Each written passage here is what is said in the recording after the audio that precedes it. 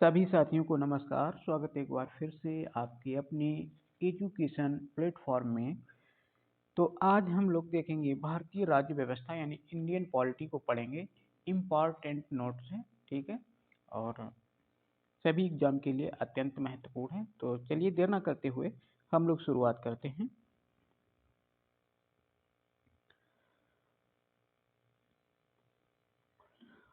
देखिए, भारत का संवैधानिक विकास को देखते हैं। तो भारत का संवैधानिक विकास जो है, भारतीय संविधान का निर्माण क्रमिक विकास का परिणाम है और ब्रिटिश शासन ने साम्राज्य विस्तार की आकांक्षाओं से भारत का आधुनिकीकरण किया तथा पाश्चात्य शिक्षा प्रसार किया।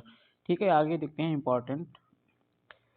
हम लोग देखेंगे भारतीय संविधान सभा का गठन किस तरह से हुआ। तो वर्ष 1946 में कैबिनेट मिशन योजना के तहत भारतीय संविधान सभा के गठन का प्रस्ताव किया गया था और संविधान सभा का जो गठन हुआ था वो अप्रत्यक्ष निर्वाचन के द्वारा किया गया था। ठीक है, विधानसभा के सदस्यों द्वारा संविधान सभा के सदस्यों का निर्वाचन किया गया। आगे देखते हैं।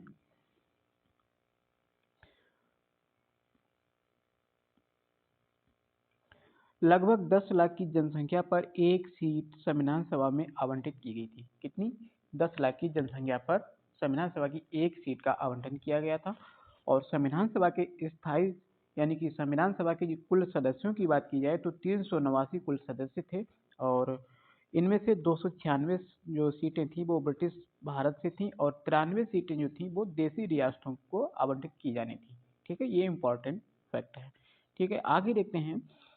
संविधान सभा की प्रथम बैठक हुई थी 9 दिसंबर 1946 ईस्वी को। कब हुई थी? 9 दिसंबर 1946 ईस्वी को संविधान सभा की प्रथम बैठक हुई थी। ठीक है, जिसमें सबसे वरिष्ठतम सदस्य यानी कि डॉक्टर सच्चिदानंद सिन्हा को अस्थायी अध्यक्ष चुना गया था। कौन सा अस्थायी अध्यक्ष चुना गया था जब पहली बैठक हुई थी 9 दिसंबर 1946 को। आगे देखते हैं। 11 दिसंबर 1946 को डॉक्टर राजेंद्र प्रसाद को संविधान सभा का स्थायी अध्यक्ष चुना गया और एच.सी. मुखर्जी को उपाध्यक्ष और बी.एन. राव को संविधान सभा का संवैधानिक सलाहकार चुना गया था। ठीक है, जो 11 दिसंबर 1946 को दूसरी बैठक हुई थी उसमें डॉक्टर राजेंद्र प्रसाद को इस संविधान सभा का स्थायी अध्यक्ष चुन लिया गया था और एच.सी. मुखर्जी को उपाध्यक्ष और बी.एन. राव जो थे वो संवैधानिक सलाहकार के रूप में चुने गए थे। आगे देखते हैं। संविधान सभा में महिला सदस्यों की बात की जाए तो संविधान सभा में महिला सदस्यों की संख्या जो थी वो 15 थी। ठीक है, इसके बाद में 13 दिसंबर 1946 को जवाहरलाल नेहरू ने संविधान सभा में उद्देश्य प्रस्ताव पेश किया था। उद्देश्य प्रस्ताव पेश किया था कब? 13 दिसंबर 1946 में। और किसने किया? तो जवाहरलाल नेहरू ने किया था। ठीक है, इंपॉर्टेंट है। 22 जनवरी 1947 को सर्वसम्मति से स्वीकार कर लिया गया। 13 दिसंबर 1946 को उद्देश्य प्रस्ताव पारित किया। ठीक है, यानी कि पेश किया। और स्वीकार कब किया? स्वीकार हो गया था 22 जनवरी 1947 ईस्वी को सर्वसम्मति से। ठीक है, आगे देखेंगे हम लोग। प्रमुख समितियां हैं संविधान सभा की, प्रमुख समितियां और उनके अध्यक्ष। ठीक है, देखते हैं। समितियां हैं, एक तरफ अध्यक्ष दिए गए हैं। तो संघ शक्ति समिति के अध्यक्ष जो थे वो कौन थे? जवाहरलाल नेहरू थे। संघीय संविधान सभा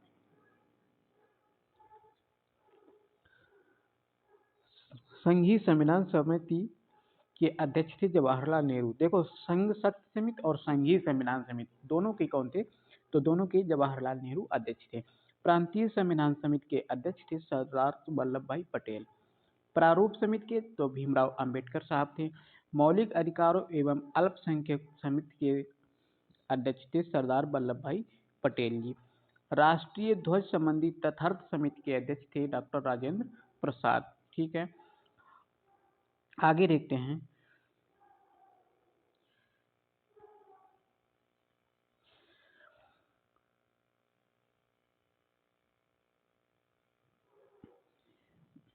आगे हमारा है 26 नवंबर 1949 को संविधान सभा द्वारा संविधान को पारित कर दिया गया। देखिए, पारित करने की डेट आती है तो कब पारित किया गया? तो 26 नवंबर 1949 को पारित कर दिया गया था। ठीक है, 26 नवंबर 1949 को संविधान सभा द्वारा पारित किए गए संविधान में कितने 22 भाग और 8 अनुसूचियां और 395 अनुच्छेद थे। ठीक है, ये तो एग्जाम में पूछा जाता है कितने भाग थे।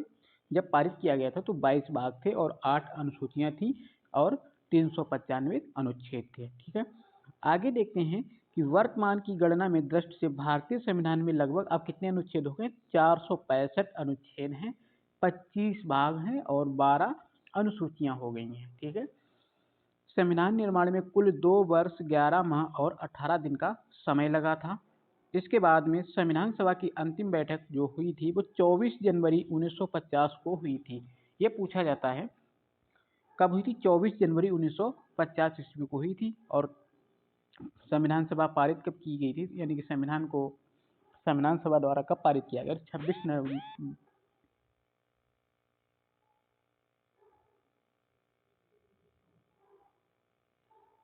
नवंबर 1949 को पारित कर दिया गया। ठीक, आगे देखते हैं संविधान सभा की अंतिम बैठक कब हुई थी? तो अंतिम बैठक अभी देखा था 24 जनवरी 1950 ईस्वी को हुई थी। आगे हमारा 26 जनवरी 1950 को भारत का संविधान लागू हुआ। लागू कब हुआ? 26 जनवरी 1950 को लागू हो गया था। ठीक है, और 26 नवंबर 1949 को संविधान सभा द्वारा पारित कर दिया गया था। ठीक है, लागू करने की डेट और पारित करने की डेट आती है। ठीक है, इसी में कंफ्यूज होते हैं ज़्यादातर। तो लागू करने की डेट ये है 26 जनवरी 1950 को, जिस दिन से हम 26 जनवरी यानी गणतंत्र दिवस के रूप में हम मनाते हैं। ठीक है, और 24 नवंबर 1949 को पारित हो गया था। ठीक, और जो संविधान सभा की अंतिम बैठक हुई थी वो 24 जनवरी 1950 ईस्वी को हुई थी। ठीक है, आगे देखते हैं 24 जनवरी 1950 को डॉक्टर राजेंद्र प्रसाद को भारत का प्रथम राष्ट्रपति चुना गया। किसको चुना गया? तो भारत के राष्ट्रपति के रूप में डॉक्टर राजेंद्र प्रसाद को 24 जनवरी 1950 ईस्वी को चुना गया था। संविधान सभा द्वारा 22 जुलाई 1947 को राष्ट्रीय ध्वज और 24 जनवरी 1950 को राष्ट्रीय गीत और राष्ट्रगान को अपनाया गया था। ये भी डेट आती है, इंपॉर्टेंट है। देखिए, संविधान सभा द्वारा 22 जुलाई 1947 को राष्ट्रीय ध्वज को अपनाया गया था। 24 जनवरी 1950 को राष्ट्रीय गीत और राष्ट्रगान को अपनाया गया था। ठीक है, आगे देखेंगे हम लोग कैबिनेट मिशन के आधार पर भारत के लिए अंतरिम सरकार का गठन किया गया था। ठीक, अब देखेंगे संविधान के स्रोत। ठीक है, संविधान के स्रोत जो कौन सा स्रोत है, किस देश से लिया गया है। ठीक है, तो देखते हैं ब्रिटेन। सबसे पहले ब्रिटेन को देखते हैं। जो ब्रिटेन है, ब्रिटेन से लिया गया है संसदीय शासन प्रणाली, एकल नागरिकता एवं विधि का शासन। ठीक है, तो ब्रिटेन से क्या क्या लिया गया है? संसदीय शासन प्रणाली ली गई है, एकल नागरिकता ब्रिटेन से ली गई है और एवं विधि का शासन, ये एवं आदि ये कहाँ से लिए गए? ब्रिटेन के संविधान से। ठीक है, आगे देखते हैं संयुक्त राज्य अमेरिका से क्या लिया गया है। तो संयुक्त राज्य अमेरिका से लिया गया है मूल अधिकार, न्यायपालिका की स्वतंत्रता, न्यायिक पुनरावलोकन का सिद्धांत, उपराष्ट्रपति का पद अमेरिका से लिया गया है, राष्ट्रपति पर महाभियोग ये भी अमेरिका से लिया गया है, उच्चतम एवं उच्च न्यायालय के न्यायाधीशों का हटाया जाना ये कहाँ से लिया गया है? अमेरिका से लिया गया है। ठीक है, आगे देखेंगे कनाडा के संविधान से। तो कनाडा के संविधान से लिया गया है केंद्र द्वारा राज्यपाल की नियुक्ति, संघात्मक व्यवस्था और अवशिष्ट शक्तियों का केंद्र में निहित होना आदि ये लिए गए हैं कनाडा से। ठीक है, क्या क्या? केंद्र द्वारा राज्यपाल की नियुक्ति कनाडा से ली गई है, संघात्मक व्यवस्था कनाडा से ली गई है और अवशिष्ट शक्तियों का केंद्र में निहित होना ये कनाडा से लिया गया है। आगे देखते हैं आयरलैंड। आयरलैंड से लिया गया है नीति निदेशक तत्व, राष्ट्रपति का निर्वाचन पद्धति और राष्ट्रपति द्वारा राज्यसभा में मनोनीत सदस्य।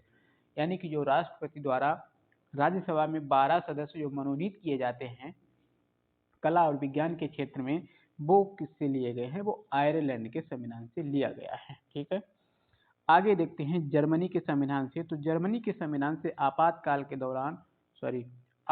के दौरान मूल अधिकारों का स्थगन आदि ये लिए गए हैं जर्मनी से। फिर आता है सोवियत संघ, यानी कि सोवियत संघ से लिया गया है मूल कर्तव्य आदि। ठीक है, दक्षिण अफ्रीका की बात करें तो संविधान के संशोधन की प्रक्रिया ली गई है दक्षिण अफ्रीका से, और राज्यसभा सदस्यों का निर्वाचन लिया गया है दक्षिण अफ्रीका से। जापान से लिया गया है, तो विधि द्वारा स्थापित प्रक्रिया ये जापान से ली गई है। ठीक है, आगे देखेंगे हम लोग संविधान के महत्वपूर्ण भाग। तो देखिए, संविधान के महत्वपूर्ण भाग और विषय अनुच्छेद भी दिए गए हैं, तो साथ साथ में देखिए सबसे पहले देखेंगे भाग एक। भाग एक में विषय क्या है, संघ और उसके क्षेत्र हैं। ठीक है, अनुच्छेद 1 से 4 तक भाग एक में दिया गया है। भाग दो में नागरिकता है, नागरिकता 5 से 11 अनुच्छेद में है। ठीक है, भाग दिए गए और अनुसूची दी गई है, अनुच्छेद दिए गए हैं। भाग 3 में क्या आता है, भाग 3 में आता है मौलिक अधिकार। ठीक है, मौलिक अधिकार ये अनुच्छेद 12 से 35 तक है। भाग 4 में राज्य के नीति निर्देशक तत्व आते हैं, ये 36 से 51 तक हैं। भाग 4 का में मूल कर्तव्य आते हैं, ये 51 का में है। ठीक है, जो सरदार सिंह स्वर्ण समिति के द्वारा 1978 में संविधान संशोधन में ये मूल कर्तव्य 4 का को जोड़ा गया था। भाग 5 में राज्य संघ सरकार से संबंधित उपबंध हैं, जो 52 से अनुच्छेद 151 तक हैं। भाग 6 में राज्य से संबंधित उपबंध हैं, ये अनुच्छेद 152 से 237 तक। भाग 8 में संघ राज्य क्षेत्र हैं, जो 239 से 242 तक हैं। और भाग 9 में पंचायतें हैं, जो 243 से 243 अड़ा तक हैं। भाग 9 का में नगर पालिकाएं आती हैं, जो 243 ता से 243 या छा तक हैं। ठीक है, और भाग 9 खा में सहकारी समितियां आती हैं, जो 243 जेड एच से 243 जेड टी तक आती हैं। भाग 11 की बात करें तो भाग 11 में संघ और राज्यों के बीच संबंध, जो कि 245 से 263 अनुच्छेद तक आते हैं। भाग 15 में निर्वाचन आता है, निर्वाचन 324 से 329 का तक है अनुच्छेद में। भाग 17 में राजभाषा आती है, जो अनुच्छेद 343 से 351 तक है। भाग 18 में आपात उपबंध आता है, जो कि 352 से 360 तक है। और भाग 20 में संविधान का संशोधन आता है, जो कि अनुच्छेद 368 के अंतर्गत आते हैं। ठीक है, आगे देखेंगे संविधान की अनुसूचियां और उनके विषय। ठीक है, अभी तक हमने देखे थे भाग और उनके विषय, अनुच्छेद। देखिए पहली अनुसूची में क्या आता है, तो पहली अनुसूची में संघ राज्य एवं संघ राज्य क्षेत्र आता है। दूसरी अनुसूची में राष्ट्रपति तथा अन्य उच्च अधिकारियों के वेतन एवं भत्ते। ठीक है, वेतन भत्ते एवं पेंशन आते हैं दूसरी अनुसूची में। ठीक है, तीसरी अनुसूची में बात करें तो तीसरी अनुसूची में आता है शपथ या प्रतिज्ञान। देखिए तीसरे ऐसे इसको याद करने की थोड़ा ट्रिक है। जैसे दूसरी अनुसूची में अनुसूची क्या होती है, दूसरी अनुसूची में आते हैं वेतन। ठीक है, वेतन और भत्ते, ऐसे याद करो। दूसरी अनुसूची यानी दूसरी में कितने शब्द हैं, 3 हैं। वेतन में कितने हैं, 3 हैं, ऐसे याद करो। दूसरी में क्या आता है, वेतन। तीसरी अनुसूची, तीसरी में 3 शब्द हैं, तो इसमें भी शपथ आती है, इसमें भी 3 है, तीसरी में शपथ। चौथी अनुसूची की बात करें तो चौथी अनुसूची में राज्यसभा में स्थानों का आवंटन होता है। तो चौथी में देखिए, चौथी अनुसूची में कितने शब्द, इसमें चौथी में 2, यानी कि ये 4 हैं, तो इसमें देखिए 4 शब्द ये ऐसे करते हैं।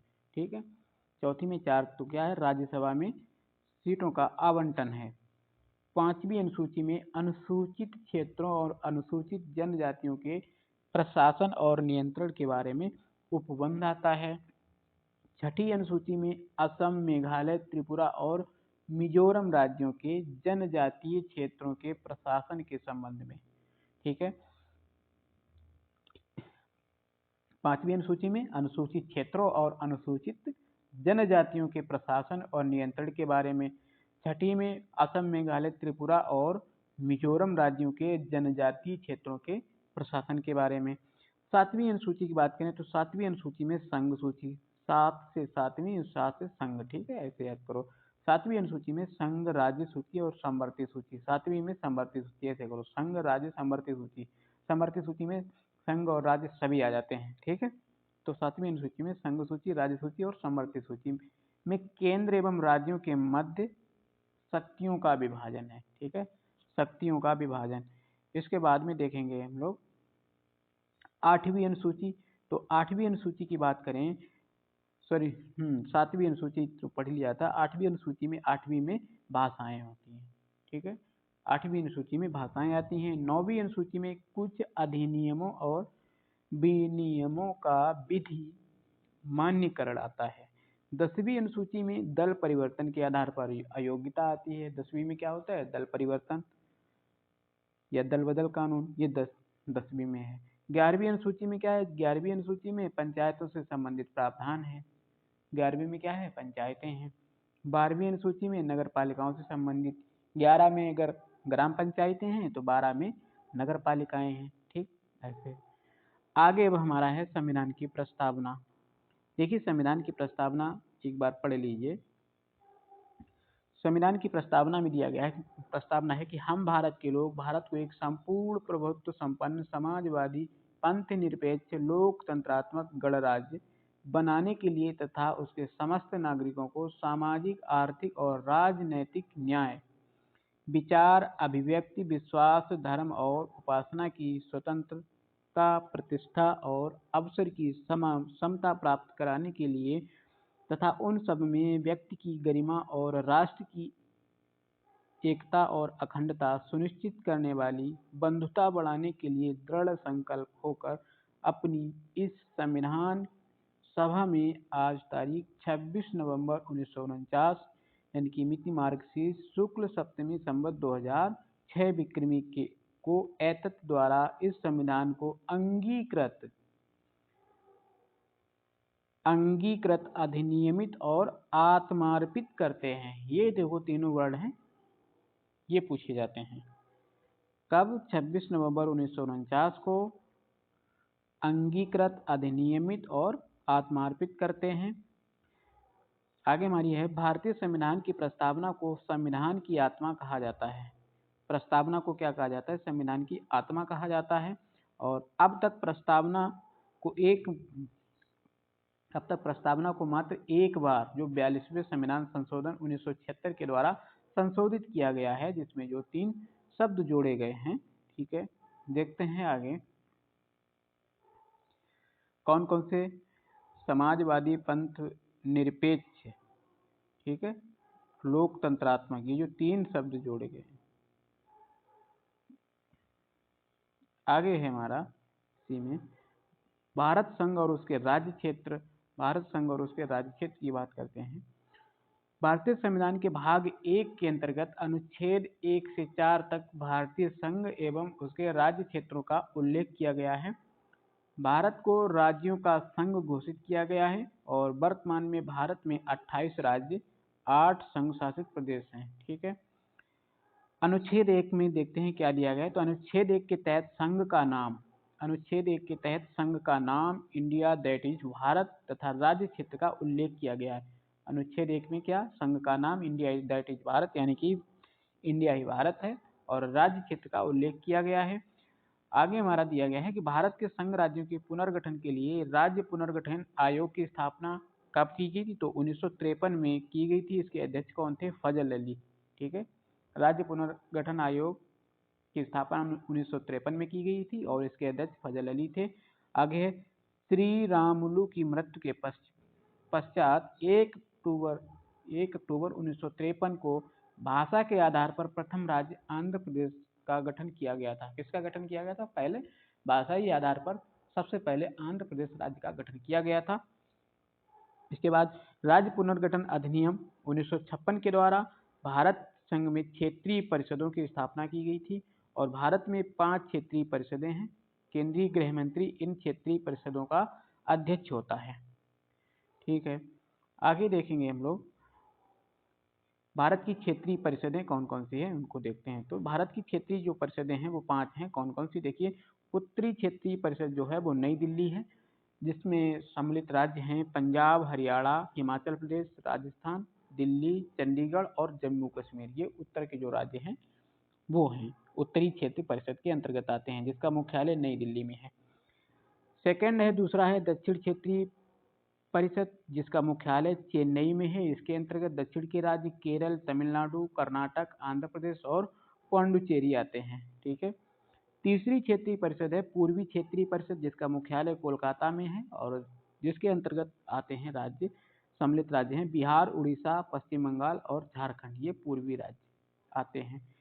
तीसरी है पश्चिमी क्षेत्रीय परिषद। पश्चिमी क्षेत्रीय परिषद का मुख्यालय मुंबई में है और इसके अंतर्गत जो राज्य आते हैं वो महाराष्ट्र, गोवा, गुजरात, दमन और दीव तथा दादरा नागर एवं हवेली। ठीक है, दादरा एवं नागर हवेली। फिर आता है मध्यवर्ती क्षेत्रीय परिषद। मध्यवर्ती क्षेत्रीय परिषद का जो मुख्यालय है वो प्रयागराज में है। जो मध्य के राज्य आते हैं उत्तर प्रदेश, मध्य प्रदेश, उत्तराखंड और छत्तीसगढ़, ये प्रयागराज यानी कि मध्यवर्ती क्षेत्रीय परिषद के अंतर्गत आते हैं। ठीक है। आगे अब हम लोग देखेंगे, देखिए इसमें इम्पोर्टेंट नोट दिया गया है कि पूर्वोत्तर राज्य अर्थात असम, अरुणाचल प्रदेश, मणिपुर, त्रिपुरा, मिजोरम, मेघालय और नागालैंड को क्षेत्रीय परिषदों में शामिल नहीं किया गया है। देखिए किनको किनको नहीं शामिल किया गया है, जो पूर्वांचल के 7 सिस्टर हैं उनको नहीं शामिल किया गया है। असम, अरुणाचल प्रदेश, मणिपुर, त्रिपुरा, मिजोरम, मेघालय और नागालैंड 7 सिस्टर है, इनको शामिल नहीं किया गया है। ठीक है। और इनकी समस्याओं को पूर्वोत्तर परिषद अधिनियम 1971 के तहत गठित पूर्वोत्तर परिषद द्वारा ही हल किया जाता है। पूर्वोत्तर की कौन सा है मुख्यालय? कोलकाता। आगे देखेंगे भारत में नए राज्यों का गठन कब हुआ। तो भारत में नए राज्यों का गठन देख लेते हैं एक नज़र। आंध्र प्रदेश का सबसे पहले हुआ था 1 अक्टूबर 1953 को। ठीक है। उसके बाद में गुजरात में हुआ था 1 मई 1960 को। नागालैंड का 1 दिसंबर 1963 को। हरियाणा का हुआ था 1 नवंबर 1966 में और हिमाचल प्रदेश का हुआ था 25 जनवरी 1971 को। मेघालय, मणिपुर और त्रिपुरा, इन तीनों का हुआ था, मणिपुर, मेघालय, त्रिपुरा का 21 जनवरी 1972 में। सिक्किम का 16 मई 1975 को हुआ था। मिजोरम और अरुणाचल प्रदेश का 20 फरवरी 1987 में। गोवा का हुआ था 30 मई 1987 में। छत्तीसगढ़ का हुआ 1 नवंबर 2000 में और उसके बाद में उत्तराखंड का 9 नवंबर 2000 में हुआ। झारखंड का 15 नवंबर 2000 में हुआ और ये सबसे बाद में हुआ है 2 जून 2014 को तेलंगाना का। ठीक। अब आगे देखेंगे हम कुछ इम्पोर्टेंट। भारतीय संविधान के अनुच्छेद 370 के तहत जम्मू कश्मीर को विशेष राज्य का दर्जा प्राप्त था। 6 अगस्त 2019 को राष्ट्रपति द्वारा जारी आदेश के तहत अनुच्छेद 370 के प्रावधान को समाप्त कर दिया गया। यानी कि ये जो 6 अगस्त 2019 को जम्मू कश्मीर से जो धारा 370 था, अनुच्छेद 370, वो हटा दिया गया है। ठीक है। और इसको विशेष राज्य का दर्जा जो समाप्त करके एक केंद्र शासित प्रदेश बना दिया गया है। ठीक है। आगे है हमारा जम्मू कश्मीर पुनर्गठन अधिनियम 2019 के तहत जम्मू कश्मीर को 2 केंद्र शासित प्रदेश जम्मू कश्मीर और लद्दाख में बांट दिया गया, जो कि 31 अक्टूबर 2019 से प्रभावी हो गया है। लद्दाख केंद्र शासित प्रदेश में 2 जिले होंगे, कौन कौन से? एक कारगिल और दूसरा लेह जिला। ठीक है। लद्दाख में 2 जिले होंगे, कारगिल और लेह शामिल है। शेष क्षेत्र जम्मू कश्मीर में शामिल है। इसके बाद में आता है 26 जनवरी 2020 से 2 केंद्र शासित प्रदेशों दादरा एवं नागर हवेली तथा दमन एवं दीव का विलय कर इसे एक केंद्र शासित प्रदेश दादरा और नागर हवेली तथा दमन एवं दीव बना दिया गया है। ठीक है। इसकी राजधानी है दमन। ये जो थे दादरा एवं नागर हवेली तथा दमन एवं दीव, इनका विलय कर दिया गया और दादरा और नागर हवेली तथा दमन एवं दीव ये बना दिया गया है। राजधानी की बात करें तो इसकी राजधानी सिर्फ दमन होगी। ठीक है। अब आगे देखेंगे हम लोग नागरिकता। ठीक है। नागरिकता की बात करें तो संविधान के भाग 2 में ये अनुच्छेद 5 से 11 तक नागरिकता से संबंधित प्रावधानों का विवरण है और भारतीय संविधान नागरिकों को एकल यानी इकहरी नागरिकता प्रदान करता है।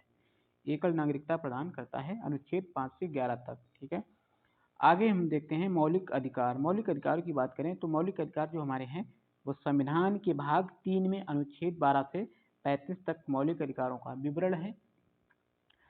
इन्हें भारत का अधिकार पत्र का भी कहा जाता है।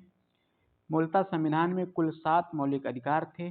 संपत्ति के मूल अधिकार को 44वें संविधान संशोधन द्वारा समाप्त कर दिया गया है। ठीक है, ये इम्पोर्टेंट है हमारा। 44वें संविधान संशोधन के द्वारा किसको, संपत्ति के मूल अधिकार को समाप्त कर दिया गया है। आगे देखते हैं कि वर्तमान में संविधान के तहत नागरिकों को 6 मौलिक अधिकार प्रदान किए गए हैं, जो कि निम्न है। देखते हैं कौन कौन से हैं।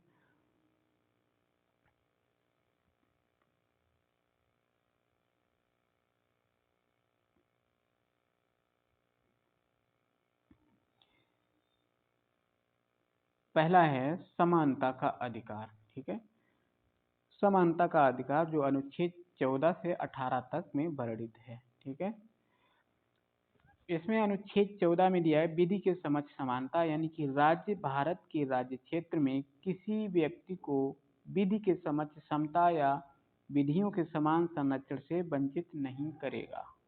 ठीक है, दूसरा है हमारा अनुच्छेद 15। इसमें धर्म, मूल, वंश, जाति, लिंग या जन्म स्थान के आधार पर विभेद का निषेध है। ठीक है, यानी कि राज्य किसी भी नागरिक के विरुद्ध केवल धर्म, मूल, वंश, जाति, लिंग, जन्म स्थान अथवा इनमें से किसी के आधार पर भेदभाव नहीं करेगा। तो अनुच्छेद 15 में हो गया धर्म, मूल, वंश, जाति, लिंग, जन्म स्थान के आधार पर भेदभाव नहीं होगा। फिर आता है अनुच्छेद 16। अनुच्छेद 16 कहता है लोक नियोजन के विषय में अवसर की समानता, यानी कि राज्य के अधीन किसी पद पर नियोजन अथवा नियुक्ति से संबंधित विषयों में सभी नागरिकों को समान अवसर प्रदान किए जाएंगे। ठीक है, तो 16 में क्या दिया है, लोक नियोजन में समता, अवसर की समानता, 16 में समानता है। ठीक है, ऐसे याद करो। आता है अनुच्छेद 17। तो अनुच्छेद 17 में अस्पृश्यता का अंत है, यानी छुआछूत संबंधी अस्पृश्यता का किसी भी रूप में आचरण करना विधि के अनुसार दंडनीय अपराध घोषित किया गया है। फिर आता है हमारा अनुच्छेद 18। अनुच्छेद 18 में दिया गया उपाधियों का अंत, यानी कि सेना अथवा विद्या संबंधी सम्मान के अतिरिक्त कोई भी उपाधि राज्य द्वारा प्रदत्त नहीं की जाएगी और भारत का कोई भी नागरिक किसी विदेशी राज्य द्वारा प्रदान की गई उपाधि भारतीय राष्ट्रपति की पूर्व अनुमति से ही स्वीकार करेगा। ठीक है, अगर कोई भारतीय नागरिक अगर कोई विदेश से कोई उपाधि अगर प्राप्त करता है तो वो जब तक राष्ट्रपति की सहमति नहीं होगी तब तक वह प्राप्त नहीं कर सकता है। ठीक, दूसरा है स्वतंत्रता का अधिकार। स्वतंत्रता का अधिकार अनुच्छेद 19 से 22 तक है। तो अनुच्छेद 19 में दिया गया है वाक स्वतंत्रता आदि विषय कुछ अधिकारों का संरक्षण, जो कि वर्तमान अनुच्छेद 19 क्लॉज 1 के तहत 6 प्रकार की स्वतंत्रताएं को अधिकार प्राप्त है। कौन कौन सी देखिए, ये इम्पोर्टेंट है। अनुच्छेद 19 क्लॉज 1 कहता है कि वाक और अभिव्यक्ति की स्वतंत्रता, यानी कि बोलने चालने की स्वतंत्रता है। ठीक है, अनुच्छेद 19 क्लॉज 1 खा ये शांतिपूर्ण बिना हथियारों के सम्मेलन की स्वतंत्रता देता है, जिसको हम लोग धरना प्रदर्शन कहते हैं। ठीक है, शांतिपूर्ण बिना हथियारों के सम्मेलन की स्वतंत्रता है। अनुच्छेद 19 क्लॉज 1 गा कहता है संघ या समिति बनाने की स्वतंत्रता है। ठीक है, संघ या समिति बनाने की स्वतंत्रता है। आगे अनुच्छेद क्लॉज 1 घा कहता है कि भारत के राज्य क्षेत्र में बिना बाधा के घूमने की स्वतंत्रता है, कि आप बिना बाधा के राज्य में कहीं भी घूम सकते हैं। अनुच्छेद 19 क्लॉज 1 यहाँ कहता है कि भारत के राज्य क्षेत्र के किसी भी भाग में निवास करने या बस जाने की स्वतंत्रता है। अनुच्छेद 19 क्लॉज 1 छा कहता है कि जीविका चलाने के लिए कोई भी व्यवसाय उपजीविका व्यापार करने की स्वतंत्रता है, यानी कहीं भी आप व्यापार कर सकते हैं। ठीक है, इसके बाद में अनुच्छेद 20 कहता है, अनुच्छेद 20 आता है तो कहता है अपराधों के लिए दोष सिद्ध के संबंध में संरक्षण है। ठीक है, दोष सिद्धि के संबंध में संरक्षण प्रदान करता है अनुच्छेद 20। इसके अंतर्गत 3 प्रकार की स्वतंत्रता का वर्णन है। कौन कौन सी? कि किसी व्यक्ति को अपराध के लिए दोषी तभी माना जाएगा जब वह किसी प्रवृत्ति, विधि या उस समय लागू का किसी विधि का अतिक्रमण करेगा, ठीक है, तभी उसको अपराध दोष सिद्ध घोषित किया जाएगा। दूसरा है कि किसी व्यक्ति को एक ही अपराध के लिए एक बार से अधिक दंड नहीं दिया जाएगा। तीसरा है किसी व्यक्ति को स्वयं के विरुद्ध गवाही देने के लिए बाध्य नहीं किया जाएगा। ठीक, ये तो 3। आगे देखते हैं अनुच्छेद 21। अनुच्छेद 21 कहता है प्राण एवं दैहिक स्वतंत्रता का संरक्षण, यानी कि किसी व्यक्ति को विधि द्वारा स्थापित प्रक्रिया के अतिरिक्त उसके प्राण या दैहिक स्वतंत्रता के अधिकार से वंचित नहीं किया जाएगा। अनुच्छेद 21 का कहता है कि शिक्षा का अधिकार राज्य द्वारा 6 से 14 वर्ष तक की आयु वर्ग के सभी बच्चों को निःशुल्क एवं अनिवार्य शिक्षा उपलब्ध कराई जाएगी। अनुच्छेद 21 का कहता है कि शिक्षा के अधिकार राज्य द्वारा 6 से 14 वर्ष तक के आयु वर्ग के सभी बच्चों को निःशुल्क एवं अनिवार्य शिक्षा उपलब्ध कराई जाएगी। ठीक है, ये इम्पोर्टेंट है अनुच्छेद 21 का। फिर आता है अनुच्छेद 22। अनुच्छेद 22 कहता है कुछ दशाओं में गिरफ्तारी और निरोध से संरक्षण,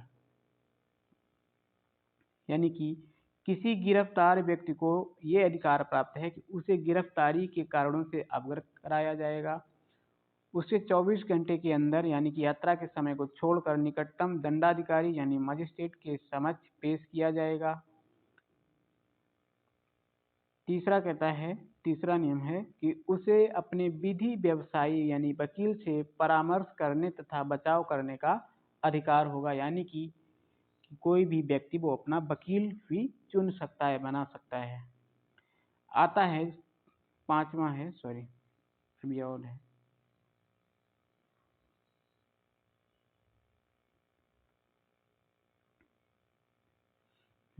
तीसरा आता है शोषण के विरुद्ध अधिकार। शोषण के विरुद्ध अधिकार ये अनुच्छेद 23 से 24 तक में है।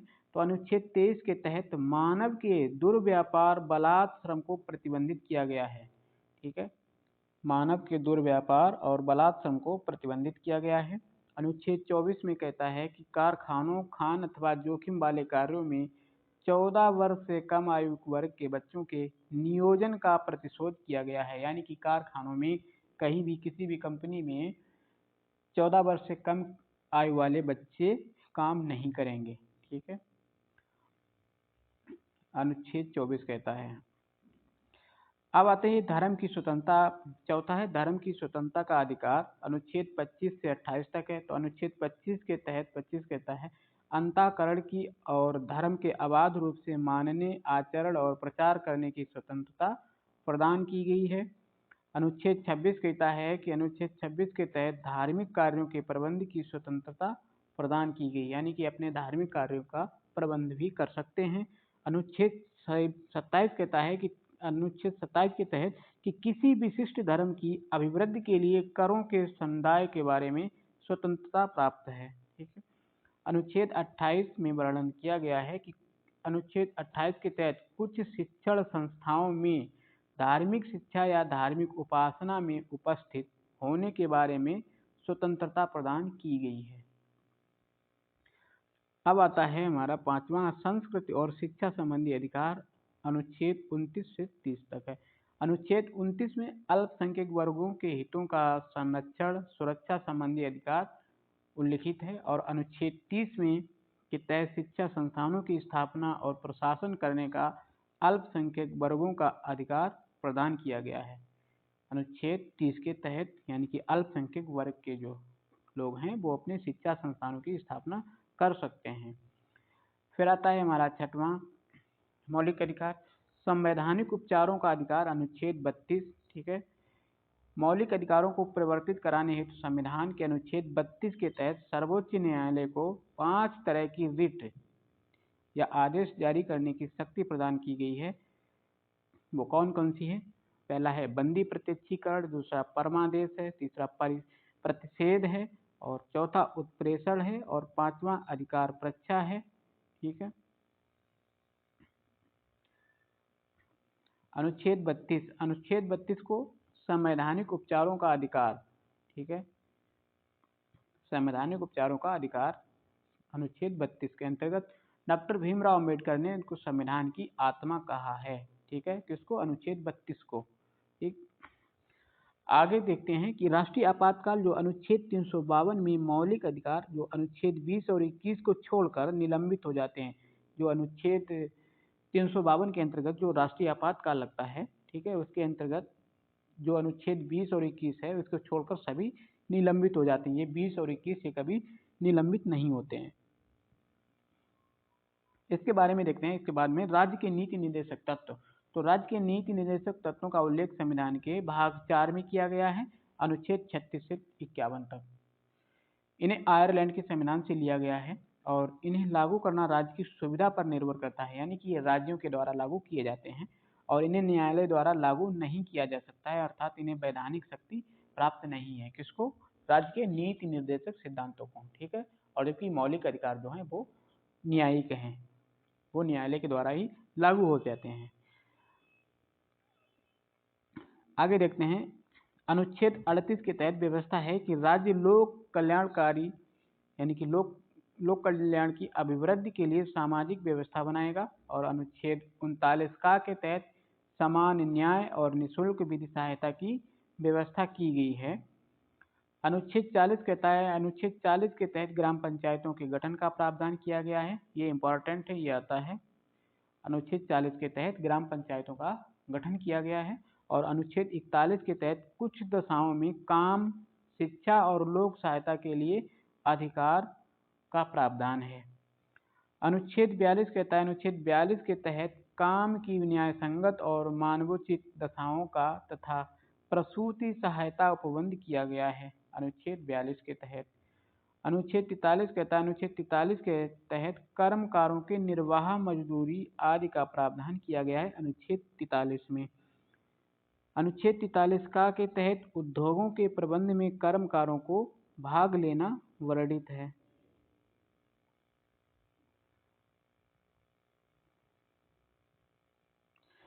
अनुच्छेद 44 यानी कि अनुच्छेद 44 ये इंपॉर्टेंट है। अनुच्छेद 44 के तहत नागरिकों के लिए समान आचार संहिता का प्रावधान किया गया है, ठीक है, समान आचार संहिता का प्रावधान किया गया है अनुच्छेद 44 में, ठीक है। अनुच्छेद 45 के तहत 6 वर्ष से कम आयु के बच्चों के लिए प्रारंभिक बाल्यावस्था, देख रेख और शिक्षा का उपबंध किया गया है। अनुच्छेद 46 कहता है कि अनुच्छेद 46 के तहत अनुसूचित जाति, अनुसूचित जनजाति तथा अन्य दुर्बल वर्गों के शिक्षा और अर्थ संबंधी हितों की अभिवृद्धि का वर्णन है। अनुच्छेद 47 के तहत पोषाहार स्तर और जीवन स्तर को ऊंचा करने तथा लोक स्वास्थ्य में सुधार के लिए राज्य के कर्तव्यों का उल्लेख है।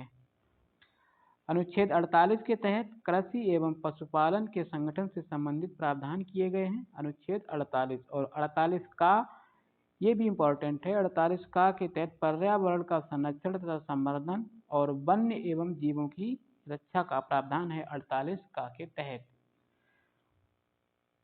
49 के तहत की बात करते हैं। अनुच्छेद 49 के तहत राष्ट्रीय महत्व के स्मारकों, स्थानों और वस्तुओं के संरक्षण का प्रावधान है, अनुच्छेद 49 में। अनुच्छेद 50 कहता है, अनुच्छेद 50 में के तहत कार्यपालिका एवं न्यायपालिका के पृथक्करण का प्रावधान किया गया है, अनुच्छेद 50 में।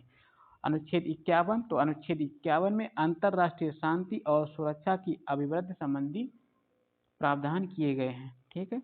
तो ये हमारे को राज्य के नीति निर्देशक सिद्धांत। अब देखते हैं मौलिक कर्तव्य, ठीक है। मौलिक कर्तव्य की बात करें, देखें मौलिक कर्तव्यों का प्रावधान भाग 4 का के अनुच्छेद 51 में किया गया है, ठीक है। किसमें, भाग 4 का के यानी कि अनुच्छेद भाग 4 का के अनुच्छेद 51 का में किया गया है। किसका, मौलिक कर्तव्यों का वर्णन। 42वें संविधान संशोधन 1976 के द्वारा मौलिक कर्तव्यों को संविधान में शामिल किया गया था, ठीक है। किसके द्वारा, 42वें संविधान संशोधन 1976 के द्वारा मौलिक कर्तव्यों को 51 का में शामिल किया गया था।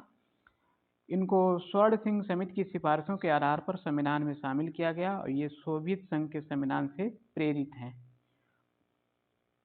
मौलिक कर्तव्यों की सूची है, कौन कौन से हैं देखते हैं। तो जो मौलिक कर्तव्य हैं 51 का जो मूल कर्तव्य, भारत के प्रत्येक नागरिक का यह कर्तव्य होगा कि वह, देखिए पहला कौन सा है कि संविधान का पालन करे और उसके आदर्शों, संस्थाओं, राष्ट्रध्वज और राष्ट्रगान का आदर करे। ठीक है, ये पहला हो गया। दूसरा है कि स्वतंत्रता के लिए हमारे राष्ट्रीय आंदोलन को प्रेरित करने वाले उच्च आदर्शों को हृदय में संजोए रखे और उनका पालन करे।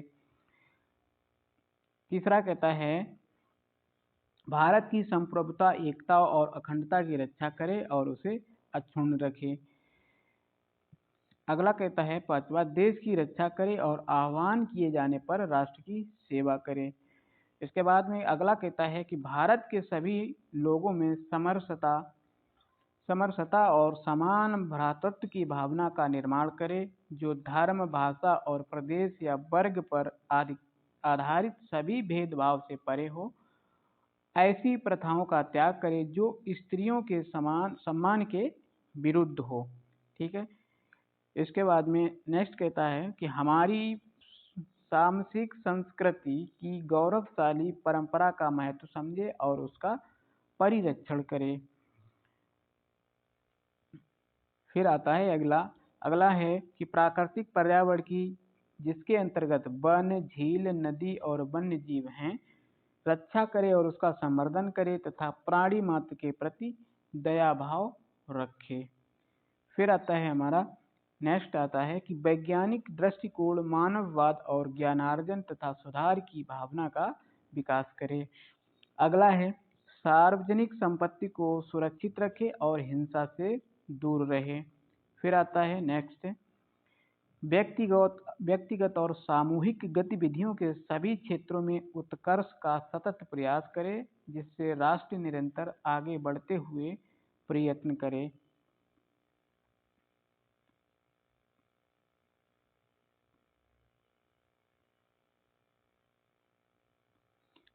प्रयत्न और उपलब्धि की नई ऊंचाइयों को छू ले। फिर है लास्ट कहता है यदि माता पिता या संरक्षक हैं तो 6 से 14 वर्ष तक की आयु वाले अपने यथाशक्ति बालक या प्रतिपाल्य के लिए शिक्षा का अवसर प्रदान करे। तो देखिए जो मूलतः संविधान में 10 मौलिक कर्तव्य थे, लेकिन 86वें संविधान संशोधन 2002 के द्वारा 11वां मौलिक कर्तव्य जोड़ा गया।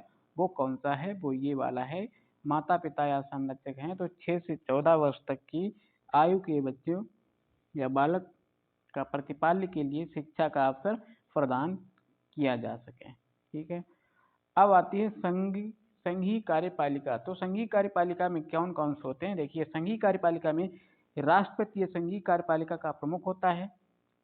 संघीय कार्यपालिका में राष्ट्रपति, उपराष्ट्रपति, प्रधानमंत्री और मंत्रिमंडल आदि शामिल होते हैं। भारत में संसदीय शासन प्रणाली को अपनाए जाने के कारण राष्ट्रपति कार्यपालिका का नाम मात्र का प्रमुख होता है, जबकि वास्तविक शक्ति प्रधानमंत्री और उसके मंत्रिमंडल में निहित होती है।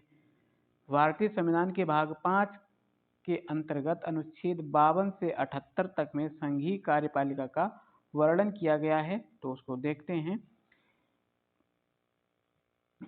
तो उसमें सबसे पहले दिया गया है हमारा राष्ट्रपति। तो राष्ट्रपति भारत का एक राष्ट्रपति होगा, ये अनुच्छेद 52 के अंतर्गत कहा गया है कि भारत का एक राष्ट्रपति होगा। राष्ट्रपति जो होता है वो देश का प्रथम नागरिक होता है। अनुच्छेद 53 क्लॉज 1 कहता है कि संघ की कार्यपालिका शक्ति राष्ट्रपति में ही निहित होती है और वह इसका प्रयोग स्वयं या अपने अधीनस्थ अधिकारियों के द्वारा करता है। अब देखते हैं योग्यताएं की बात की गई। अनुच्छेद 58 में राष्ट्रपति की योग्यताओं का विवरण दिया गया है। 58 में योग्यताएं, तो वह भारत का नागरिक हो, योग्यता है कि वह भारत का नागरिक हो, 35 वर्ष की आयु पूरी कर चुका हो, लोकसभा का सदस्य निर्वाचित होने की योग्यता रखता हो,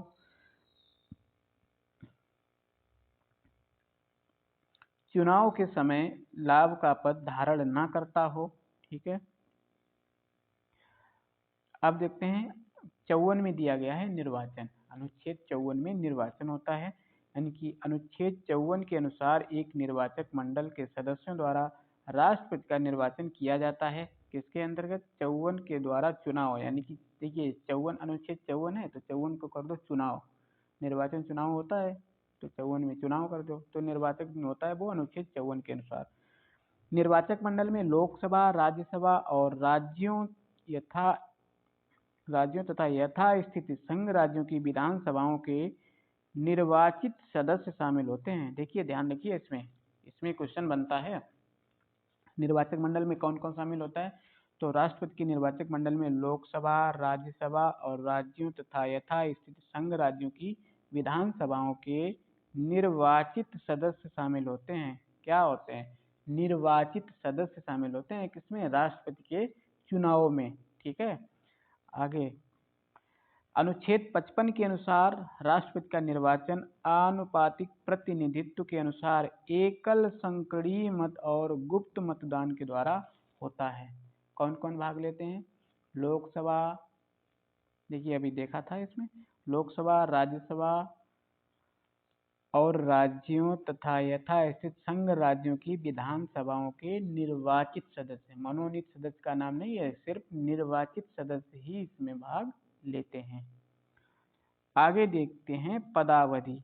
तो पदावधि अनुच्छेद 56 में पद अवधि, अनुच्छेद 56 में अवधि। ठीक है, पदावधि यानी अनुच्छेद 56 के तहत राष्ट्रपति की पदावधि 5 वर्ष है। हालांकि कार्यकाल के समाप्ति के बाद भी अपने उत्तराधिकारी के आने तक वह पद पर बना रहता है। कब तक? जब तक उसका कोई उत्तराधिकारी नहीं आ जाता है तब तक वह अपने पद पर बना रहता है। भारत के राष्ट्रपतियों की एक बार लिस्ट देखते हैं। तो भारत के राष्ट्रपति पहले राष्ट्रपति कौन थे? डॉक्टर राजेंद्र प्रसाद जी थे, जो 26 जनवरी 1950 से लेकर 13 मई 1962 तक रहे हैं। सबसे ज्यादा कार्यकाल इन्हीं का रहा है, डॉक्टर राजेंद्र प्रसाद का। ठीक है, उसके बाद दूसरे राष्ट्रपति थे सर्वपल्ली राधाकृष्णन, जो 13 मई 1962 से 13 मई 1967 तक।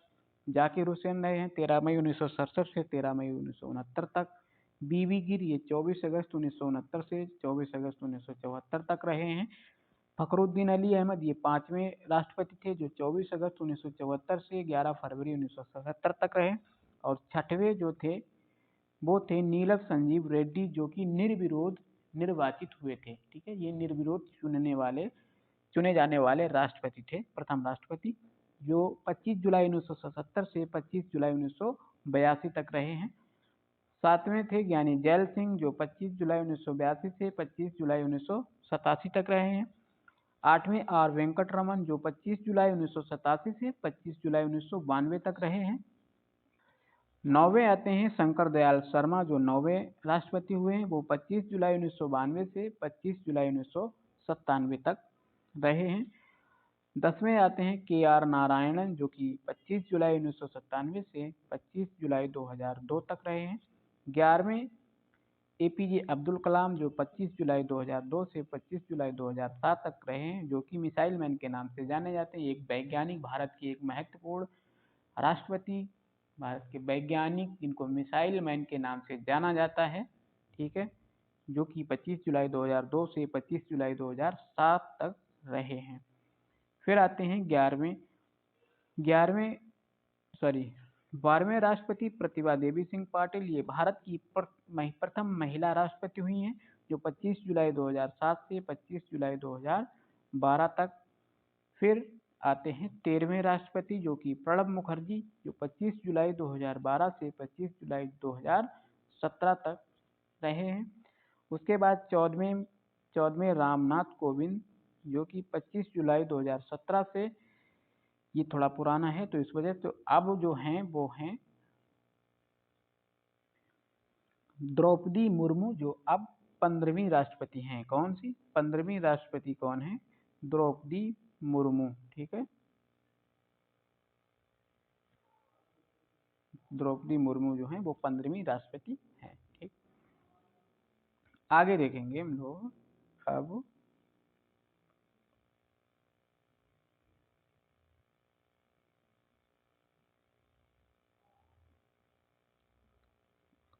कहाँ पे देख रहे हैं, पदावधि की बात कर रहे हैं। तो पदावधि के बाद अब देखेंगे राष्ट्रपति उपराष्ट्रपति को संबोधित, राष्ट्रपति जो होता है वो उपराष्ट्रपति को संबोधित अपने हस्ताक्षर सहित लेख द्वारा अपना पद त्याग सकता है। ठीक है, त्याग पत्र किसको देता है, तो राष्ट्रपति जो होता है वो अपना त्याग पत्र देता है उपराष्ट्रपति को। ठीक है, उपराष्ट्रपति किसको देता है, उपराष्ट्रपति देता है राष्ट्रपति को।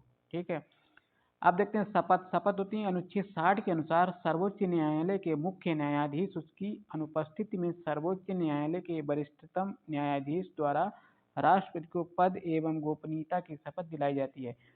त्याग पत्र देता है उपराष्ट्रपति को और शपथ कौन दिलाता है, तो शपथ दिलाता है मुख्य न्यायाधीश। सर्वोच्च न्यायालय का जो मुख्य न्यायाधीश होता है वो राष्ट्रपति को शपथ दिलाता है। अगर उच्च न्यायालय के अगर मुख्य न्यायाधीश नहीं है तो वरिष्ठतम, जो उच्च न्यायालय के वरिष्ठतम न्यायाधीश होते हैं वो दिलाते हैं।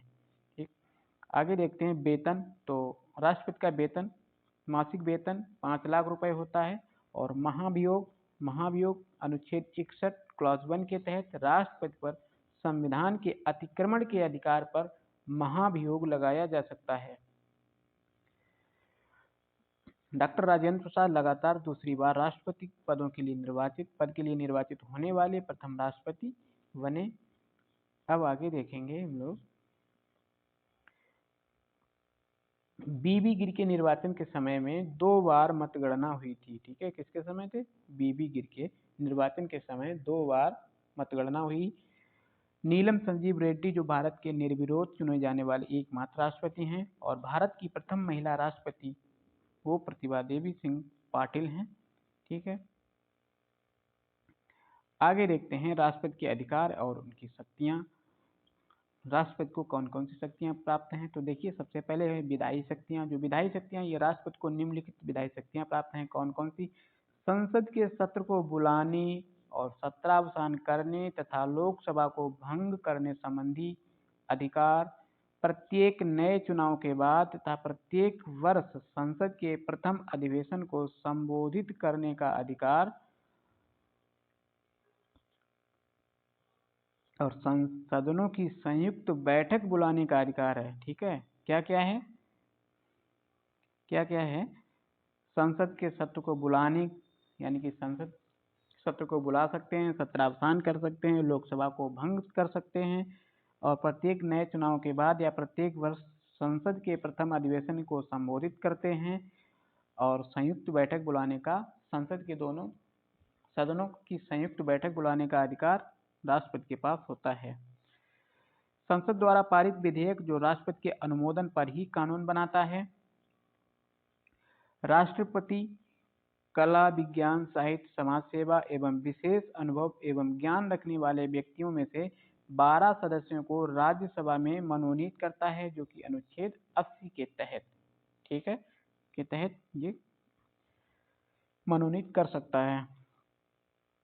आगे है इसी से संबंधित अध्यादेश की शक्ति। अध्यादेश की शक्ति की बात करें तो अनुच्छेद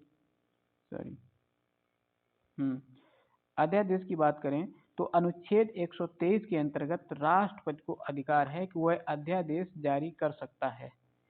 यह अध्यादेश संसद के सत्र के पुनः शुरू होने के 6 सप्ताह के भीतर संसद द्वारा अनुमोदित होना आवश्यक है। अनुच्छेद 123 के अंतर राष्ट्रपति को अधिकार है कि वह अध्यादेश जारी कर सकता है, और यह अध्यादेश संसद के सत्र के पुनः शुरू होने के 6 सप्ताह के भीतर संसद द्वारा अनुमोदित होना आवश्यक होता है। संसद के अनुमोदन के पश्चात अध्यादेश 6 माह तक प्रभावी रहता है। ठीक है, फिर आती है क्षमादान की शक्ति। क्षमादान की शक्ति अनुच्छेद 72 के तहत राष्ट्रपति को किसी व्यक्ति के दंड को क्षमा करने, दंड कम करने, दंड के परिहार व विराम का न्याय अधिकार प्राप्त है। राष्ट्रपति द्वारा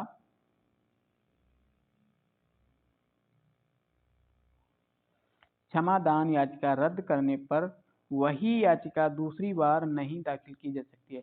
देखिए, अगर राष्ट्रपति किसी याचिका को अगर एक बार खारिज कर देता है तो वो दूसरी बार दाखिल नहीं की जा सकती है। ठीक है, आप देखते हैं आपातकाल शक्तियां। तो आपातकाल शक्तियां, राष्ट्रपति को 3 प्रकार के आपात घोषित करने के अधिकार हैं। कौन कौन से? राष्ट्रीय आपात यानी ये युद्ध या बाह्य आक्रमण या सशस्त्र विद्रोह की स्थिति में, जो अनुच्छेद 352 के तहत लगाया जाता है। दूसरा है राष्ट्रपति शासन, जो कि राज्यों में संवैधानिक तंत्र के विफल होने की स्थिति में, अनुच्छेद 356 के तहत। और जो तीसरा आता है वो वित्तीय आपात, यानी कि वित्तीय स्थायित्व या प्रत्यक्ष के संकट की स्थिति में, अनुच्छेद 360 के अंतर्गत वित्तीय आपात लगाने का अधिकार राष्ट्रपति को जाता है। नेक्स्ट हमारा है, पहली बार राष्ट्रीय आपातकाल की घोषणा अक्टूबर 1962 में भारत चीन युद्ध के समय में हुई थी, और द्वितीय राष्ट्रीय आपातकाल की घोषणा दिसंबर 1971 में भारत पाकिस्तान के युद्ध के समय में हुई थी। ठीक है। और तीसरे राष्ट्रीय आपातकाल की घोषणा जून 1975 में हुई थी। यानी कि अब तक 3 बार राष्ट्रपति शासन यानी 3 बार राष्ट्रीय आपात लग चुका है। ठीक। नेक्स्ट है परामर्श की शक्ति। अनुच्छेद 143 के तहत राष्ट्रपति किसी भी सार्वजनिक महत्व के विषय पर सर्वोच्च न्यायालय से परामर्श ले सकता है, परंतु परामर्श मानने के लिए बाध्य नहीं है। ठीक है। यानी कि सर्वोच्च न्यायालय से परामर्श तो ले सकता है, लेकिन वो परामर्श मानने के लिए बाध्य नहीं है, जबरदस्ती नहीं मनाया जा सकता है। तो अनुच्छेद ये 143 के तहत। अब आता है उपराष्ट्रपति का पद। अनुच्छेद 63 के अनुसार भारत का एक नया उपराष्ट्रपति होगा। किसके तहत? अनुच्छेद 63 के तहत। अनुच्छेद 66 के तहत निर्वाचन होता है। अनुच्छेद 66 के अनुसार उपराष्ट्रपति को संसद के दोनों सदनों के निर्वाचित और मनोनीत सदस्यों के निर्वाचक मंडल द्वारा चुना जाता है। देखिए उसमें क्या था, उपराष्ट्रपति के चुनाव में, निर्वाचन में क्या था कि संसद के दोनों सदन, लोकसभा और राज्यसभा, और राज्यों की विधानसभा, राज्य या संघ शासित की विधानसभा के निर्वाचित, और इसमें क्या है, निर्वाचित और मनोनीत सदस्य, यानी कि दोनों।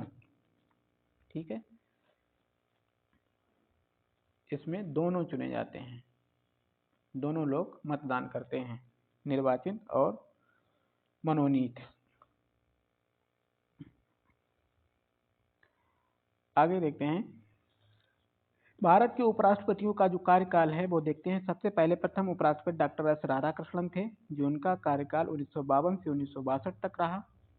यानी क्रमानुसार प्रथम कार्यकाल 1952 से 57 और द्वितीय कार्यकाल 1957 से 62 तक रहा है। ठीक है। यानी कि 2 बार उपराष्ट्रपति रहे हैं। ठीक है। दूसरे थे वो जाकिर हुसैन थे, 1962 से 1967 तक। तीसरे बीबी गिल और चौथे गोपाल स्वरूप पाठक थे। पांचवें उपराष्ट्रपति बी.डी. जत्ती। छठवें न्यायमूर्ति हिदायतुल्ला। ये क्वेश्चन आता है कि जो वो कौन से राष्ट्रपति थे, जो उपराष्ट्रपति कौन हुए हैं जो एक न्यायमूर्ति यानी न्यायाधीश भी थे, तो वो न्यायमूर्ति हिदायतुल्ला 1979 से 1984 तक रहे हैं। उनके बाद आर वेंकटरमन, फिर डॉक्टर शंकर दयाल शर्मा रहे हैं, फिर के आर नारायण रहे हैं, कृष्णकांत रहे हैं, भैरव सिंह शेखावत रहे हैं, और हामिद अंसारी रहे हैं। क्रमानुसार प्रथम कार्यकाल 2007 से 12 और द्वितीय यानी कि ये 2 बार रहे हामिद अंसारी 12 से 17 तक, और वेंकैया नायडू ये 2017 से। और इसके बाद हैं जनदीप धनखड़, जो वर्तमान में उपराष्ट्रपति हैं वो जनदीप धनखड़ हैं। ठीक। अब देखते हैं उपराष्ट्रपति की योग्यताएं। तो उपराष्ट्रपति की योग्यताओं की बात करते हैं तो उपराष्ट्रपति पद के लिए व्यक्ति को भारत का नागरिक यानी कि 35 वर्ष की आयु का होना चाहिए, और वही राष्ट्रपति की योग्यता में था। वह राज्यसभा का सदस्य बनने की योग्यता रखता हो तथा किसी के लाभ पद पर ना हो। ठीक है। राज्यसभा का सदस्य बनने की योग्यता रखता हो। पदावधि की बात करते हैं तो अनुच्छेद 67 के अनुसार उपराष्ट्रपति की पदावधि सामान्यतः 5 वर्ष की होती है। ठीक है। उपराष्ट्रपति राज्यसभा का पदेन सभापति होता है, परंतु वह राज्यसभा का सदस्य नहीं होता है। ये ध्यान रखिए, उपराष्ट्रपति जो होता है वो राज्यसभा का पदेन सभापति होता है, लेकिन वह राज्यसभा का सदस्य नहीं होता है। ठीक। अब देखते हैं, ये हो गया हमारा उपराष्ट्रपति। अब देखते हैं प्रधानमंत्री एवं मंत्रिपरिषद। प्रधानमंत्री यानी कि जो अनुच्छेद 74 के अनुसार राष्ट्रपति की सहायता और सलाह देने के लिए एक मंत्रिपरिषद होगी। क्या होगी? एक मंत्रिपरिषद होगी,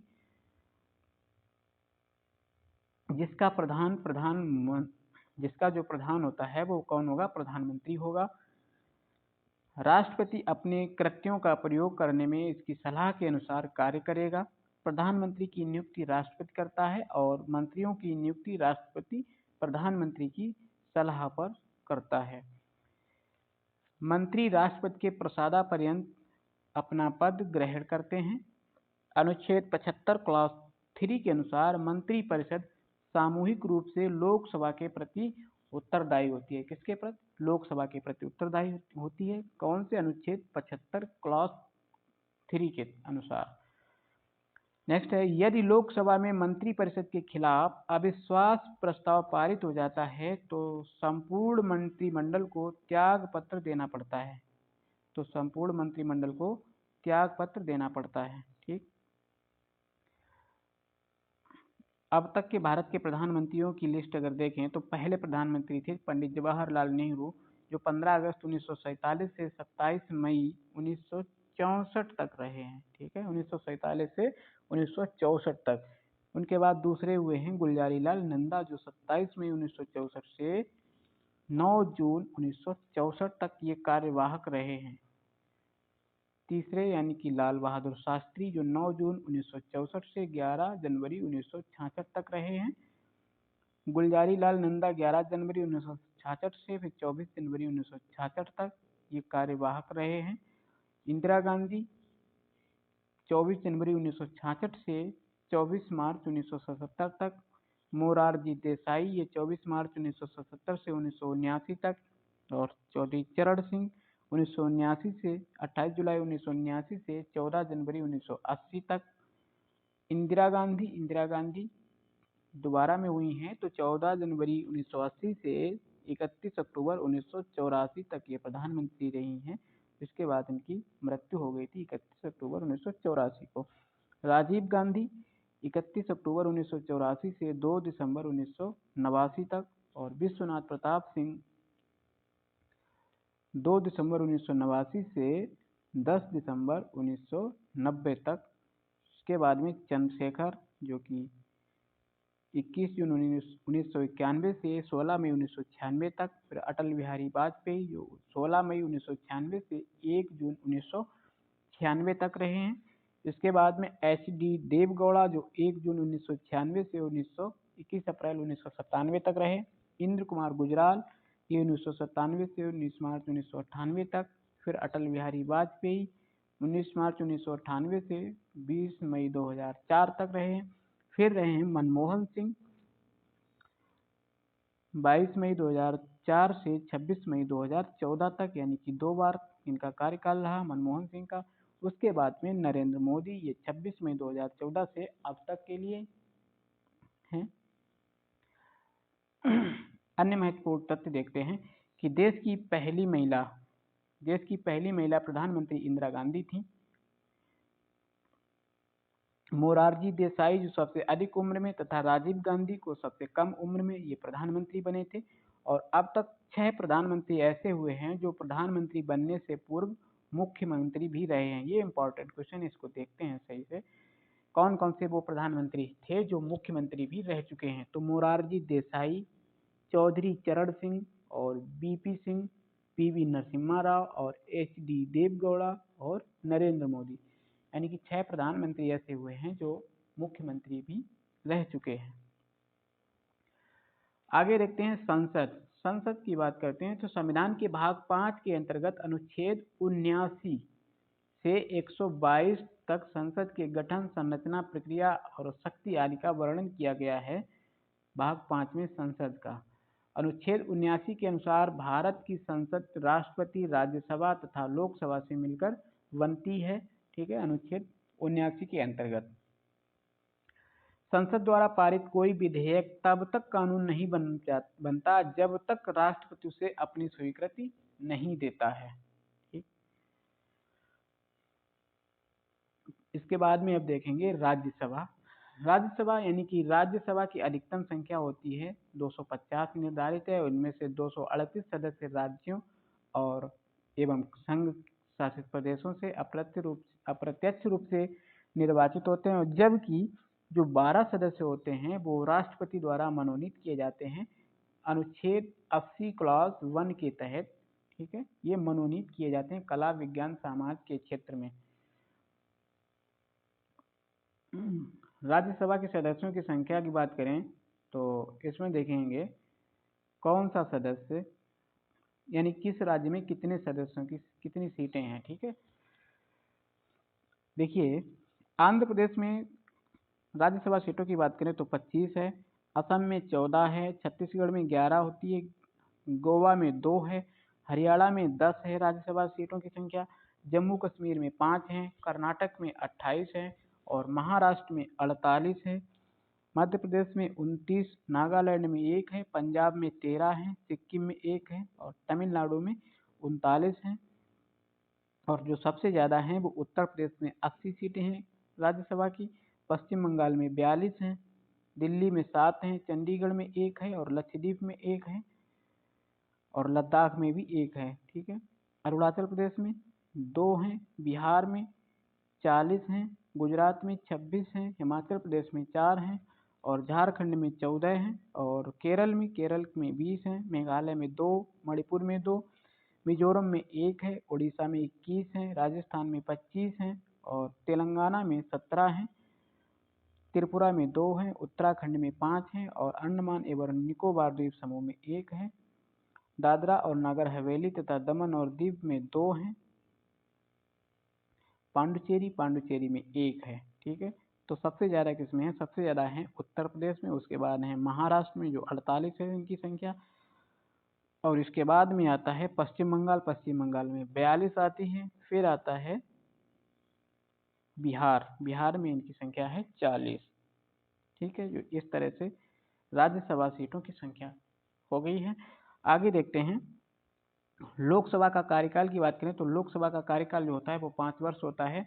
मंत्रिपरिषद लोकसभा के प्रति सामूहिक रूप से उत्तरदायी होती है। लोकसभा की सदस्यता के लिए न्यूनतम आयु 25 वर्ष निर्धारित की गई है। लोकसभा अध्यक्ष और उपाध्यक्ष की बात करें तो अनुच्छेद 93 के अनुसार लोकसभा अपने सदस्यों में से एक अध्यक्ष और एक उपाध्यक्ष का चुनाव करती है। अध्यक्ष उपाध्यक्ष को तथा उपाध्यक्ष अध्यक्ष को अपना त्याग पत्र दे सकता है। ये भी दोनों आदान प्रदान करते हैं, यानी कि अध्यक्ष उपाध्यक्ष को त्याग पत्र देगा और उपाध्यक्ष अध्यक्ष को त्याग पत्र दे सकता है।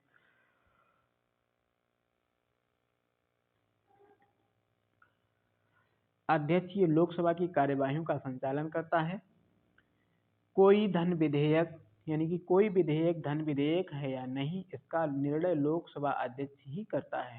ठीक है, अन्य तथ्य की बात करें तो अनुच्छेद 108 के तहत संसद के दोनों सदनों के संयुक्त अधिवेशन का प्रावधान किया गया है। किसके तहत? 108 के तहत दोनों सदनों की संयुक्त अधिवेशन का प्रावधान है अनुच्छेद 108 में। किसी साधारण विधेयक पर संसद के दोनों सदनों में गतिरोध की स्थिति में संयुक्त अधिवेशन राष्ट्रपति द्वारा बुलाया जाता है। लोकसभा अध्यक्ष दोनों सदनों के संयुक्त अधिवेशन की अध्यक्षता करता है अनुच्छेद 118 क्लॉज 4 के तहत। ठीक है, प्रथम लोकसभा अध्यक्ष जीबी मावलंकर थे। कौन थे? जीबी मावलंकर थे। तथा उपाध्यक्ष एम अनंत शयनम आयंगर थे। पहली महिला लोकसभा अध्यक्ष मीरा कुमार थी। नवगठित लोकसभा के सबसे वरिष्ठ सदस्य को राष्ट्रपति नई लोकसभा की बैठक की अध्यक्षता करने और नए सदस्यों को शपथ दिलाने, अध्यक्ष पद के निर्वाचन का संचालन करने के लिए अस्थायी तौर पर नियुक्त करता है, जिसे प्रोटम स्पीकर कहा जाता है। ठीक है,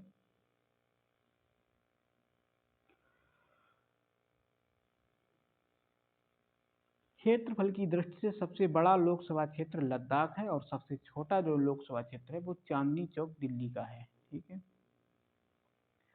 अब देखते हैं संसद की समितियां की बात करें, ये इंपॉर्टेंट है। लोक लेखा समिति, जो लोक लेखा समिति होती है इसमें कुल सदस्यों की संख्या होती है वो 22 होती है और जिसमें 15 सदस्य होते हैं लोकसभा से और 7 सदस्य होते हैं राज्यसभा से।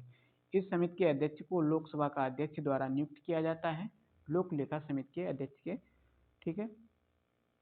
लोक लेखा समिति के जो अध्यक्ष होते हैं उसको लोकसभा अध्यक्ष के द्वारा ही नियुक्त किया जाता है, जिसमें 15 सदस्य लोकसभा से होते हैं और 7 सदस्य होते हैं वो राज्यसभा से होते हैं। लोक लेखा समिति में कुल 22 सदस्य होते हैं, ठीक है।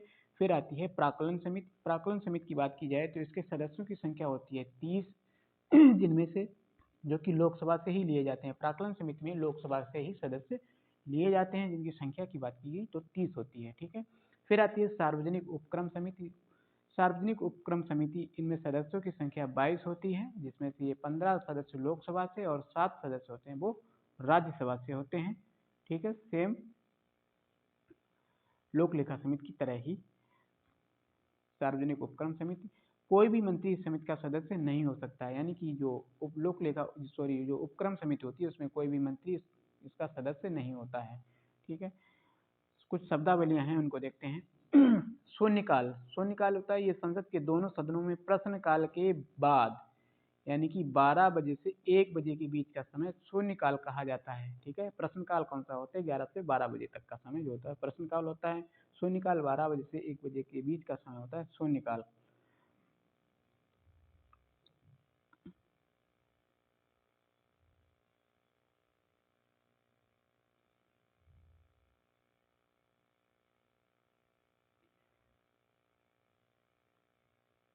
आगे देखेंगे हम लोग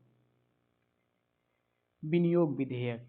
विनियोग विधेयक क्या होता है? इसके द्वारा ही भारत की संचित निधि से धन निकाला जा सकता है और इसमें संचित निधि पर भारत की व्यय हेतु अनुदान की मांग शामिल होती है। ये होता है विनियोग विधेयक।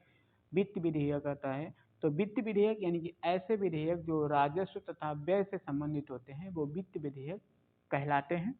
फिर आता है धन विधेयक। संविधान के अनुच्छेद 110 क्लॉज 1 के उपखंड का से उपखंड 6 तक उल्लिखित विषयों से संबंधित विधेयक धन विधेयक कहलाते हैं। इसे केवल लोकसभा में पेश किया जाता है, ठीक है। आते हैं देखते हैं उच्चतम न्यायालय यानी कि सुप्रीम कोर्ट। भारतीय संविधान के भाग 5 में अनुच्छेद 124 से 147 तक उच्चतम न्यायालय के गठन, स्वतंत्रता, न्याय क्षेत्र, शक्तियों आदि का उल्लेख है और भारत में एकीकृत न्याय व्यवस्था की स्थापना की गई है। गठन की बात करते हैं तो अनुच्छेद 124 के तहत उच्चतम न्यायालय की स्थापना और गठन संबंधी प्रावधान है। उच्चतम न्यायालय की संख्या, न्यायाधीशों की संख्या संशोधित अधिनियम 2019 के द्वारा न्यायाधीशों की संख्या 30 से बढ़ाकर कितनी कर दी गई है? 33। तो इस प्रकार वर्तमान में उच्चतम न्यायालय में कुल न्यायाधीशों की संख्या 34 है, यानी कि एक मुख्य न्यायाधीश है और 33 अन्य न्यायाधीश हैं। उच्चतम न्यायालय के न्यायाधीशों की नियुक्ति राष्ट्रपति करता है।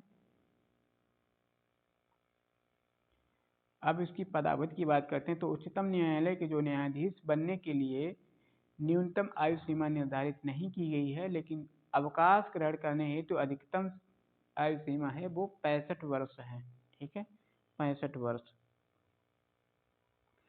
आगे है पदमुक्ति। पदमुक्ति की बात करें तो उच्चतम न्यायालय के न्यायाधीशों को साबित कदाचार तथा असमर्थता के आधार पर संसद के दोनों सदनों के कुल सदस्य संख्या के बहुमत द्वारा उपस्थित और मत देने वाले सदस्यों के कम से कम 2/3 बहुमत से पारित समावेदन के आधार पर राष्ट्रपति द्वारा हटाया जा सकता है। उच्चतम न्यायालय की शक्तियां एवं आधिकारिकता और प्रारंभिक आधिकारिकता की बात करें तो भारत सरकार तथा एक या एक से अधिक राज्यों के मध्य उत्पन्न विवादों का समेटना इसका अधिकार है और भारत सरकार और कोई एक राज्य या उनके राज्यों तथा एक या एक से अधिक अन्य राज्यों के बीच विवादों को भी निपटान करता है। कौन? उच्चतम न्यायालय, ठीक है। 2 या 2 से अधिक राज्यों के ऐसे विवाद जो वैधानिक अधिकारों का प्रश्न इसमें शामिल है।